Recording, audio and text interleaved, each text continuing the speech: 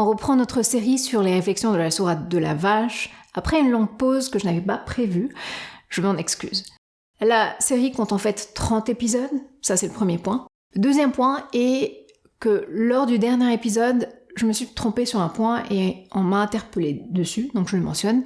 C'est un point qui concerne un sujet d'actualité et ça me rappelle que je m'étais promise de ne pas mentionner les sujets d'actualité et il faut que je m'y tienne. En l'occurrence, j'avais dit que la constitution marocaine a été proposée ou a été montrée à l'ambassade de France avant d'être adoptée. En fait, il s'agit du nouveau modèle de développement. J'avais fait l'amalgame et effectivement, c'est quelque chose qui est documenté.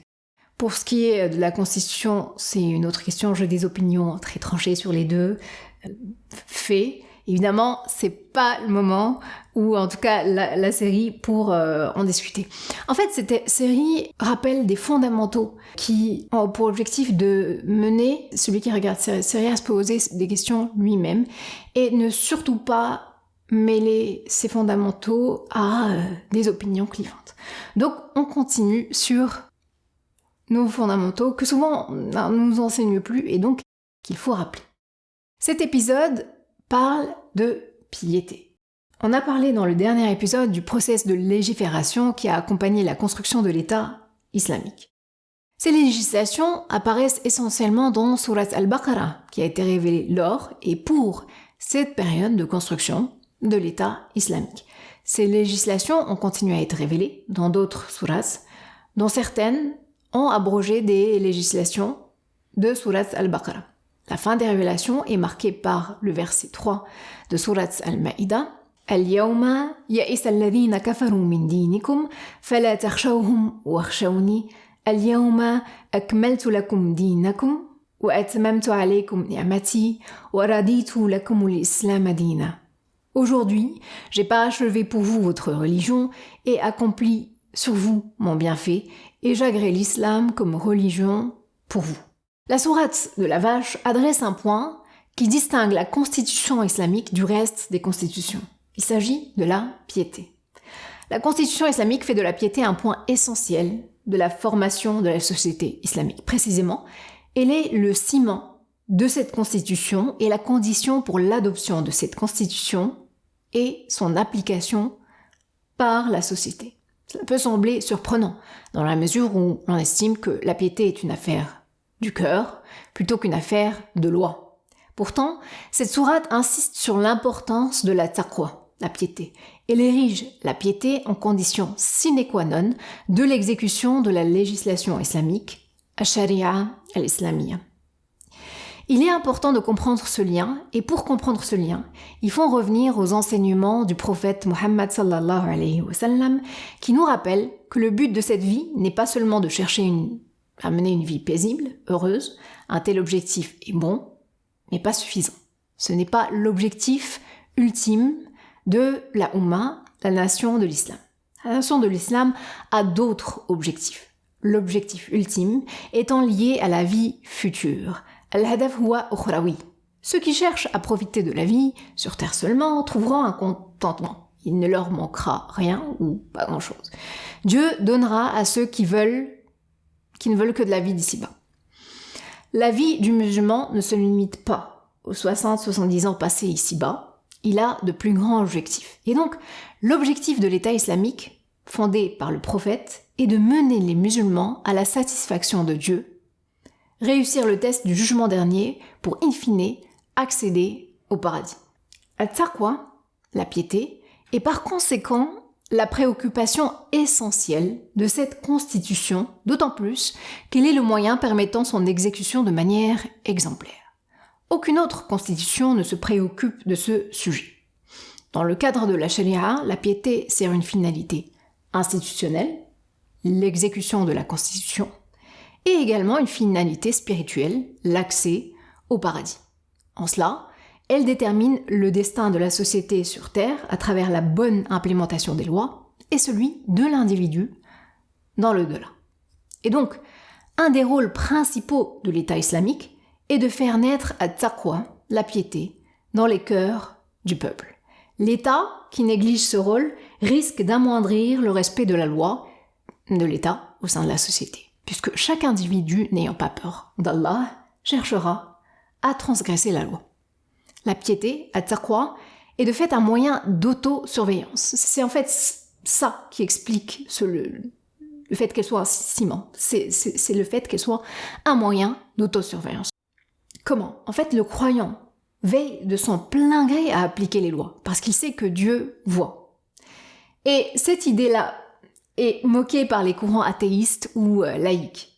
Il est cependant intéressant de mettre en parallèle un système où on fait confiance à un individu responsabilisé et un autre, dit libre, où l'individu est libre de suivre ses passions, mais où la surveillance est imposée, généralisée et assurée par un tiers intrusif.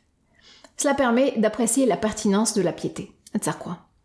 Et pour le coup, pour illustrer cette justification, qui est l'autosurveillance, on peut citer quelques exemples de vie quotidienne. Prenons par exemple l'interdiction de boire de l'alcool. Dans la majorité des pays aujourd'hui, l'abus d'alcool est sanctionné. Ou bien que la consommation soit limitée ou qu'elle soit interdite dans certaines conditions. Souvent, les citoyens trouvent toujours, des moyens de transgresser ou d'éviter ces contrôles. Dans le cas du croyant musulman, il s'interdit lui-même la consommation d'alcool, par peur de la sanction de Dieu. Yattaqillah. Yattaqillah, ça veut dire il craint Dieu. Et donc, il évite la consommation somme toute. Qu'on le contrôle ou pas, que la consommation soit licite ou pas, le croyant ne boira pas. Et donc, les méfaits de l'alcool sont écartés de cette société. Cela vaut pour plusieurs autres législations, par exemple celle de la famille, et notamment le divorce. Un croyant qui craint Dieu, bien que dans un contexte d'adversité, ne transgressera pas les limites imposées par Allah. Le droit de la femme et de ses enfants, par exemple, en cherchant typiquement à justifier un salaire moindre, ou, ça c'est un cas classique, ou encore mentir d'une manière ou d'une autre. Dans le cas où il voudrait justifier un revenu moindre, il dirait qu'il gagne 3 000 € quand il en gagne 10 000. Le juge, il jugera en fonction des papiers qu'il a entre les mains, quand il n'est pas corrompu. Mais devant Allah, c'est une autre affaire. L'idée ici est que les conflits ne sont résolus de manière juste que quand les individus craignent Dieu, indépendamment de la notion d'état de droit qui reste relative, en dehors de la crainte d'un jugement dernier que personne ne peut tromper ou influencer. Un autre exemple où la crainte de Dieu est primordiale pour conserver un ordre que l'état de droit sans taqwa ne peut maintenir est la législation concernant le combat. Dans un contexte de guerre, les excès sont vite faits. Les crimes de guerre semblent quasi systématiques puisque le degré de haine auquel les deux camps arrivent ou parviennent et l'absence de l'ordre fait que il est facile de commettre des excès. Les musulmans, eux, n'ont pas droit aux crimes de guerre, pas de droit à l'excès, pas le droit de transgresser. Toujours dans Sourate Al-Baqarah, il y a le verset « وَقَاتِلُوا فِي سَبِيلِ اللَّهِ الَّذِينَ يُقَاتِلُونَكُمْ وَلَا تَعْتَدُوا إِنَّ اللَّهَ لَا يُحِبُّ الْمُعْتَدِينَ » Combattez dans le sentier d'Allah ceux qui vous combattent et ne transgressez pas. Certes, Allah n'aime pas les transgresseurs. À cet effet, on peut citer un fait historique et non pas d'actualité pour illustrer cet exemple, rappelant que les victimes de la Seconde Guerre mondiale dépassent les 75 millions et les soldats n'en représentent même pas la moitié. Le reste, la majorité sont des civils. Qui rend des comptes ? Et en fait, personne sur Terre. Et selon les lois de l'état de droit, aucun état de droit n'a rendu des comptes réellement. Pour ce qui est de la législation islamique, il en est tout autrement. Le prophète sallallahu alayhi wa sallam avait constaté le décès d'une femme lors d'une guerre et avait expressément interdit qu'on tue des femmes ou des enfants. Qu'est-ce qui incite le musulman à respecter ces commandements et ne jamais aller à leur encontre, même dans le cas d'un ennemi qui cherche à vous tuer ? Eh bien, la crainte de Dieu, at-taqwa, qui contrôle le comportement du musulman. Voilà pour quelques exemples qui illustrent l'importance de l'autosurveillance et comment at-taqwa, la piété, sert le maintien de l'ordre. Intéressons-nous maintenant aux chiffres. Les mentions de cette notion dans Sourate Al-Baqarah. La sourate de la vache étant la sourate qui révèle les premières législations, elle a naturellement donné une place particulière à la piété, dans le sens de crainte de Dieu. On y compte 37 termes comportant la racine de taqwa. C'est la sourate qui comporte le plus de mentions de taqwa. Naturellement, toute sourate qui adresse le sujet de la législation adresse le sujet de taqwa, le lien est clair. La deuxième sourate qui mentionne le plus de l'idée de taqwa est sourate Al-Imran, 23 fois. La troisième sourate est sourate Al-Ma'idah, 20 fois. Ce sont toutes... Enfin, pas les mentions d'idées, c'est les mentions de racines, de termes.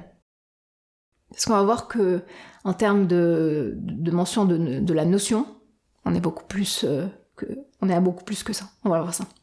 Et donc, ce sont toutes des sourates de législation qui insistent sur le fait qu'Allah, qui voit tout et sait tout, est regardant sur le degré de taqwa de chacun.